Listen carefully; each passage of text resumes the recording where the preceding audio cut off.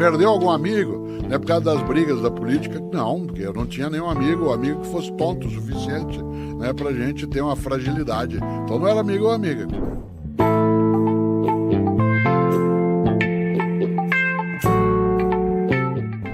Por conta das dissensões e dos enfrentamentos políticos no Brasil, na década mais recente, por conta das relações odiosas até, vez ou outra me perguntam assim, agora menos, mas já perguntaram mais. Você perdeu algum amigo por conta da diferença política? Então não era amigo. Eu disse, olha, eu não tenho nenhum amigo tonto, né? E eu não quero ser tonto na amizade. Se eu convivo com alguém e essa pessoa tem uma percepção política diversa da minha, se é só uma diferença de ideologia e não é uma prática malévola, não é alguém que, sendo diferente do que eu penso na política, passou a praticar o ódio, o crime, a brutalidade, a amizade não pode ser abalada. Porque você vota, por exemplo, em alguém que não é aquela pessoa que eu voto, não significa, né, que a gente tem incompatibilidade de convivência. Nós temos uma diferença política. Mas se essa pessoa que você escolhe para votar te leva a praticar o que é incorreto, o que é danoso, claro que a nossa amizade tem que se romper. Não é uma diferença política, é uma diferença de caráter. De caráter. Aí é outra coisa. Por isso, assim, perdeu algum amigo, né, por causa das brigas da política? Não, porque eu não tinha nenhum amigo que fosse tonto o suficiente, né, pra gente ter uma fragilidade. Então não era amigo ou amiga, como você lembrou há pouco. No entanto, será que eu já rompi amizades? Sim. Né? Por quê? Porque houve uma coisa que é inadmissível para mim, que você sabe, que é ingratidão. Isto é, alguma coisa que foi estrutura de suporte, de afeto, de doação de cuidado e que a pessoa acabou me traindo em relação, não à questão amorosa, digamos, né? Não a traição no sentido mais usual, mas a traição da minha confiança, aí não mais. Quando que faz sentido riscar um amigo de infância? Quando esse amigo, não que ele desaparece, porque amigo não desaparece, você pode encontrar depois de 40, 50 anos. Como é o caso como você contou agora. Né? Eu acho que acontece quando a pessoa ela trai a tua confiança, quando ela usa você e o teu nome como sendo uma escada, né, no lugar de te contar, olha, eu estou precisando disso, quando a pessoa ela não é capaz de fazer para você diretamente uma observação crítica e produz um campo, né, de minar a relação, quando a pessoa, não é que ela fala mal de mim pelas costas, porque a gente faz isso o tempo todo e faz isso mais ainda com os amigos e amigas. Se tem alguém de quem a gente fala mal, é gente de quem a gente gosta bastante. Né? A gente, inclusive, se dá o direito de dizer, olha lá, estou eu sentado conversando, eu tenho com você uma relação amorosa, mas olha lá o Pedro, onde já se viu? Olha que absurdo, né? E aí até posso chegar a fazer fofoca, o Pedro está fazendo isso agora. Isso não significa desproteção e não desprestígio, mas significa uma relação que vai perdurar, ela não é abalada. Mas pessoas com quem eu rompi relações de amizade, uma ou outra foi sim no campo da política, não porque ela mudou de lugar dentro do campo político, mas porque a prática, e como você lembrou muito bem, o caráter se alterou. E esse caráter ele pode ser danoso, eu tenho dificuldade, né, de manter persistência de amizade com pessoas que sejam democracidas, né, que queiram o assassinato, né, da democracia. Será que eu tenho pessoas no meu círculo que pensam diferentemente de mim? Muitas delas. Né? Será que já briguei com alguém por causa de religião? Várias vezes. Será que eu rompi por causa de religião? Não. Será que eu briguei por causa da política? Muitas vezes. Será que eu rompi por causa da política? Não. Por causa da política, não. Só quando a prática, né, levava para um lugar diferente. Né? E eu torço para o Santos Futebol Clube. Você torce para o São Paulo. Isso nos coloca como inimigos? Não, nos coloca torcendo para times diferentes. Sim. Será que eu posso ir ao estádio ver um jogo do São Paulo, né, mesmo não sendo eu São Paulino? Claro, eu fiz isso muitas vezes. Houve uma época, inclusive, né, que a gente ia aos estádios do grupo de amigos acompanhar alguém no jogo do time dele. Sim. Inclusive, você podia até, se quisesse, não era tão comum, ir com a camisa do teu time, assistir um jogo de um outro time. Isso faz tempo que não pode, né? Já faz uns 40 anos. Mas quem tem um amigo no trabalho, por exemplo, se sente 7 vezes mais envolvido com o que faz e 50% mais satisfeito e até 2 vezes mais contente com o pagamento que recebe, né? Uma pesquisa indica. E as pessoas que têm 3 ou mais amigos no trabalho têm 96% mais chance de estarem satisfeitas com a vida. É porque onde você se sente bem, você se sente bem. Isso. Né? E um grupo de amizade que esteja próximo é um mecanismo protetivo, é uma força de cuidado. É claro, né? Se eu consigo hoje, por exemplo, ter prazer, estando no local de trabalho, em ir almoçar, né, com um amigo ou uma amiga, ou ao chegar de manhã no local da atividade, se ela é presencial, encontrar a pessoa, né?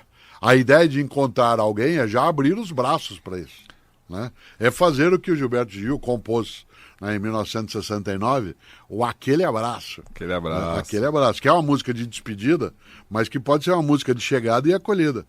E essa apropriação hoje feita também pelo mercado e pelos coaches da vida aí, que diz que você é a média das 5 pessoas que você mais convive e que se você quiser mudar a sua vida, você tem que mudar o seu ciclo de amigos, assim, né? Ou seja, os seus amigos hoje são pessoas que são infelizes no trabalho, têm uma vida com menos posse ou menos dinheiro do que você almeja, seus amigos têm problemas no casamento, você deve se afastar dele e buscar novos amigos que sejam o ciclo que você quer, a mesa que você quer sentar, né?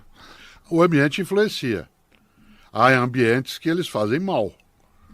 Conviver num ambiente que é continuamente malévolo, que traz malefício, claro que ele vai influenciar negativamente. Se eu tenho um grupo de amigos onde há pessoas que estejam mal na carreira, mal de saúde mental, se é amigo ou amiga mesmo, eu vou procurar auxiliá-los. Se eu procuro auxiliar e essa pessoa ela recua, e eu noto que apesar do meu esforço ela não deseja, porque há pessoas que têm benefício para ela mesma, quando ela estando mal, ela encontra naquilo uma razão, né, para existir ao próprio modo. Né, encontra ali um amparo, né, para aquele tipo de postura. Quando eu vejo que não tem, é claro que sair de um ambiente danoso é importante. Eu brinco, às vezes não tão brincadeira, dizendo se você vai ao pântano, é coisa do pântano que você acha. Se você vai à planície, é coisa da planície que você acha. Há pessoas que, dentro do mundo do trabalho, elas se conectam com aquilo que pode fazer mal a você e aos outros. Associar-se com, entre aspas, a marginalidade, em algumas situações pode levar à genialidade, ao cantor marginal, à obra marginal, à arte marginal, né? Nem sempre. A ideia de melhores amigos, tua mãe diria que seria boa companhia. Sim. A noção, você anda em boa companhia ou anda em má companhia, né? O que é andar em má companhia? Bom, é uma avaliação minha. Pode ser que quando você era menor, né, que você não tinha autonomia, eu dissesse a você, cuidado com essa companhia. Ele não é um bom amigo para você. E você me diria, claro que é. Né? Está ao meu lado. E eu diria, mas essa pessoa ela é malévola, ela está levando para um caminho. Esta ideia de companhia, né? O Milor Fernandes traduz isso de um jeito genial. Ele dizia, cuidado, Jesus andava com Judas e Judas andava com Jesus. Então, quando você traz essa pesquisa ou essa referência no mundo da empresa ou do coach, diz cautela, não esqueçamos, citando Milor, Jesus andava com Judas Iscariotes e Judas Iscariotes andava com Jesus. Isso não significa que eles eram do mesmo modo e o destino de ambos, né, foi diferente, né? O que eu questiono é se a amizade deveria ser pautada por um interesse progressista da vida, assim, sempre... Por exemplo, a diferença entre o networking e o mero e simples interesse. Ou seja, eu quero só pautar os meus amigos pelo que eles me trazem? Também isso, você não se aproxima de alguém se essa pessoa não te oferecer alguma coisa. O movimento humano, quem estudou isso muito fortemente foi o Jean-Jacques Rousseau, né, dentro da obra dele, Contrato Social, e o John Locke, antes do Rousseau, que mostrou que nós somos um animal gregário, nós nos aproximamos de outras pessoas, estabelecemos relações, porque isso nos interessa. Dizendo de outro modo, o altruísmo tem o egoísmo como referência. E eu dizer que eu sou egoísta não significa que eu sou ególatra. Significa que eu quero cuidar-me e proteger-me. E uma das maneiras de eu me proteger é eu ser altruísta. Isto é, eu ser capaz de fazer com que você tenha simpatia comigo, porque na hora da encrenca, você estará ao meu lado. Eu tenho que estabelecer relações. Eu não tenho nenhuma dificuldade de não chamar de amigo ou amiga quem não é. E também não tenho dificuldade de estabelecer com alguém uma relação de interesse, desde que isso fique nítido. Você sabe, no teu universo de convivência, quem que de fato é teu amigo e quem que está com você porque interessa. Isso não é feio, desde que fique claro, né? Você e eu detestamos, você sabe disso, a amizade que não é amizade, que é só um interesse exagerado, em que a pessoa te chama muito alto, ou ela fala te elogia demais, ou você tem a percepção de que ela está fazendo uma coisa que o marinheiro brasileiro fazia no século XIX, todo oficial tinha alguém que andava com ele para levar o grande saco, né, de roupas, não havia mala, era um saco de pano grande, que enquanto ele andava, atrás dele ia o puxa-saco. Né? Que ia com ele arrastando o saco de roupas na marinha.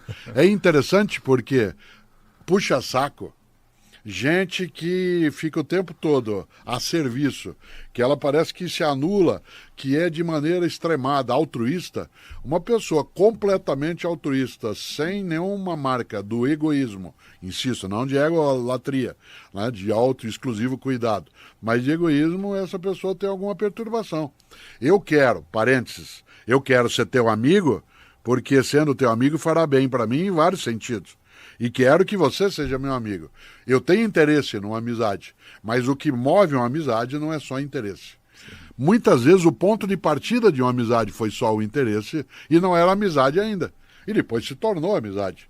Isso não é feio, digo de novo. Feio é quando você esconde a tua intenção. Feio é quando eu estou ali só para me aproveitar da outra pessoa, né? E, portanto, fazer com que só eu tenha proveito naquela situação. A fama faz você desconfiar mais da abordagem? Bastante.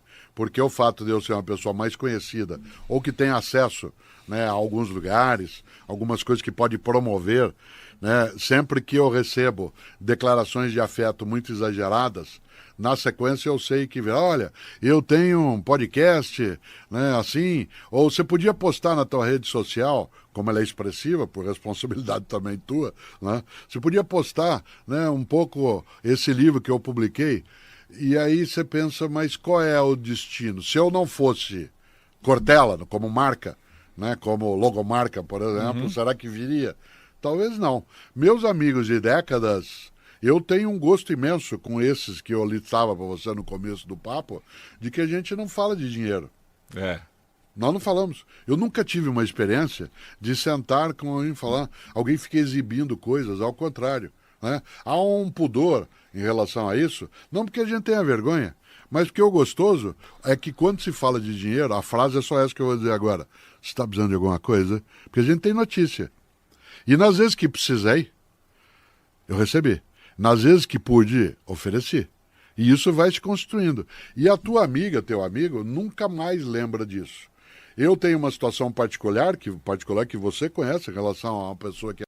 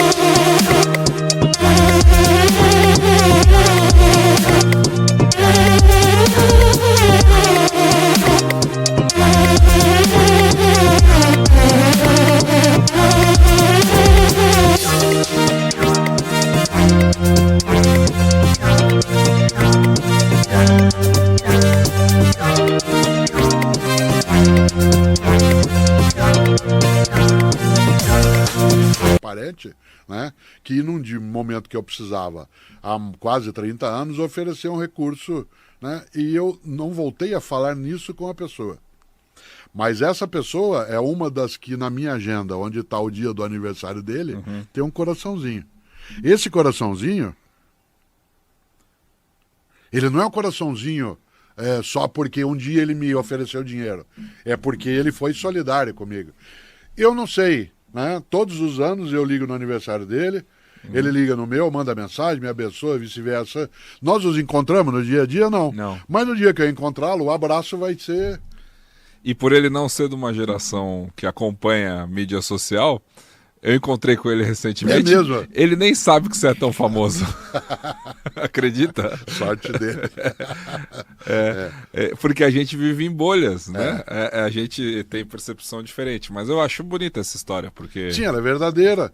Né? Ela tem uma marca que é da gratidão. Eu sou grato a ele. Assim como eu sou grato, ou grata a várias pessoas do meu dia a dia, né, que me ajudaram.